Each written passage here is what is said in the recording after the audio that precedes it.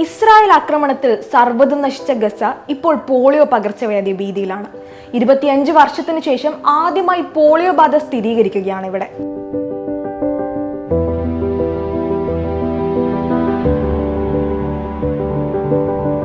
Vaccine സ്വീകരിക്കാത്ത 10 മാസം പ്രായമുള്ള കുട്ടിയിലാണ് രോഗബാധ സ്ഥിരീകരിച്ചത്.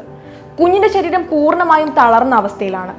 ജൂണിൽ പരിശോധനയ്ക്കെടുത്ത മലിനജലത്തിൽ ടൈപ്പ് 2 പോളിയോ വൈറസിന്റെ സാന്നിധ്യം കണ്ടെത്തിയിരുന്നു.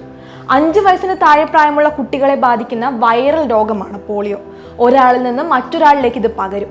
മലിനജലത്തിലൂടെയും ഭക്ഷണത്തിലൂടെയുമാണ് രോഗം പകരുന്നത്. മരുന്നുകൾ, ശുചിത്വ പരിപാലന ഉൽപ്പന്നങ്ങളുടെ ലഭ്യതക്കുറവ്, മലിനജലം, സംസ്കരിക്കാത്ത മൃതദേഹങ്ങൾ എന്നിവയെല്ലാം രോഗവ്യാപനം വർദ്ധിപ്പിക്കും. 2023 ഒക്ടോബറിൽ യുദ്ധം ആരംഭിച്ചതോടെ ഗസയിലെ 70% ഓവുചാലുകളും തകർന്ന നിലയിലാണ്. ശുദ്ധീകരണ പ്ലാന്റുകൾ ഒന്നുപോലും നിലവിൽ പ്രവർത്തിക്കുന്നില്ല. പോളിയോ വാക്സിൻ നൽകാനായി ഭാഗിക വെടിനിർത്തലിന് ഇസ്രായേൽ സമ്മതം അറിയിച്ചിരുന്നുവെന്ന് ലോകാരോഗ്യ സംഘടന വ്യക്തമാക്കിയിരുന്നു. കൃത്യമായി വാക്സിനേഷൻ നടക്കാത്തതിനാൽ ഗസയിൽ രോഗങ്ങൾ പടർന്നു പിടിക്കാൻ സാധ്യതയുണ്ടെന്ന് ലോകാരോഗ്യ സംഘടന നേരത്തെ മുന്നറിയിപ്പ് നൽകിയിരുന്നു. തുടർന്ന് വെടിനിർത്തലിനായി ഇസ്രായേലുമായി ചർച്ചകളും നടന്നിരുന്നു. ഇതിനൊടുവിലാണ് ഭാഗിക വെടിനിർത്തലിന് ഇസ്രായേൽ തയ്യാറായത്. ലോകാരോഗ്യ സംഘടനയുടെ നേതൃത്വത്തിൽ ഗസയിൽ പോളിയോ തുള്ളിമരുന്ന് വിതരണം ഞായറാഴ്ച ആരംഭിക്കും.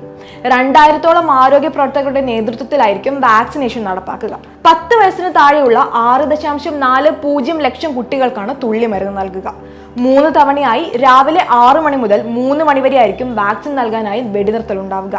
ഞായറാഴ്ച മുതൽ 3 ദിവസത്തേക്കും വെടിനിർത്തൽ ഉണ്ടാകും.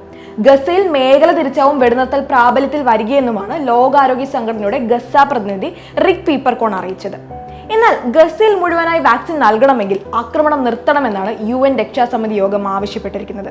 എന്നിരുന്നാലും രാവെന്നോ പകലെന്നോ ഇല്ലാതെ ഏത് സമയത്ത് എന്ത് സംഭവിക്കുമെന്നറിയാതെ ഗസയിൽ എങ്ങനെ വാക്സിനേഷൻ നടത്തുമെന്നത് ചോദ്യചിഹ്നമായി തുടരുകയാണ്. അപ്പോഴും UN-ന്റെ ഏറ്റവും പുതിയ നിർദ്ദേശവും അവഗണിച്ച് ഗസയിലും സമീപ പ്രദേശങ്ങളിലും ഇപ്പോഴും ആക്രമണം തുടരുകയാണ് ഇസ്രായേൽ.